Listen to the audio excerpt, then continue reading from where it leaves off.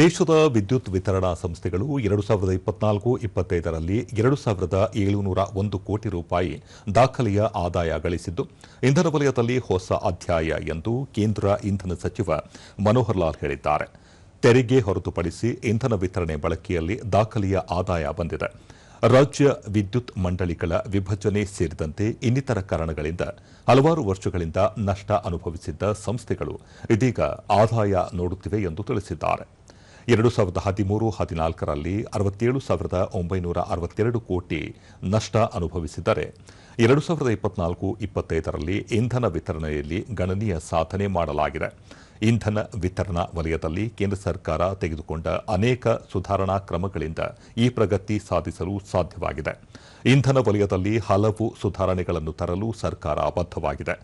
ದೇಶದ ಆರ್ಥಿಕತೆಗೆ ಇಂಧನ ವಲಯ ಸಹಕಾರಿಯಾಗಿದ್ದು, ವಿಕಸಿತ ಭಾರತ ನಿರ್ಮಾಣದಲ್ಲಿ ಪ್ರಮುಖ ಪಾತ್ರ ವಹಿಸುತ್ತಿದೆ ಎಂದು ಹೇಳಿದ್ದಾರೆ.